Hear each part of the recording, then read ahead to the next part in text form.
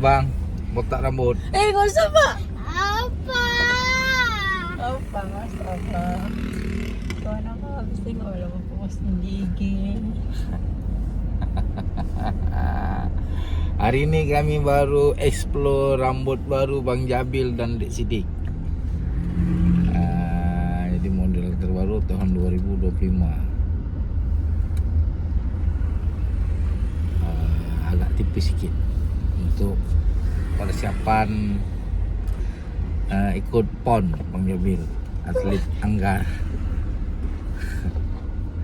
Sidik gitu juga. Ini kami sekarang tadi potongnya di Si Ganteng Barber. Bang Jabil ada tambah itu tadi ya, kerimbat Iya. segar kepalanya, tidak dingin. Ya, ada. Alhamdulillah. Di Sidik ada tambah ini barber. Oke lah ya, lagi jalan.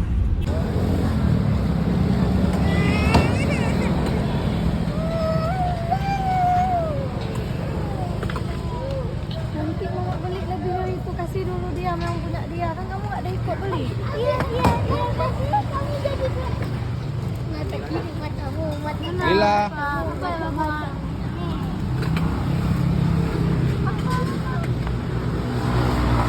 Oke, makasih.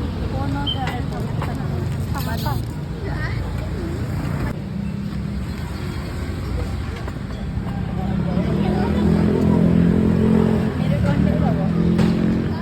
Hai sehat.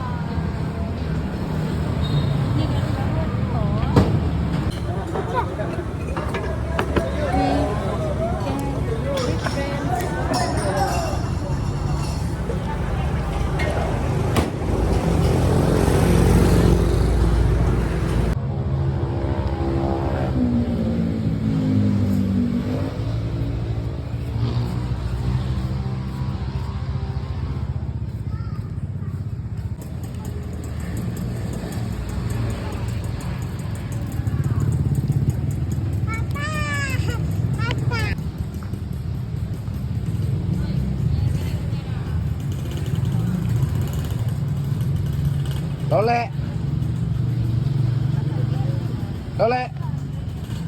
Dah.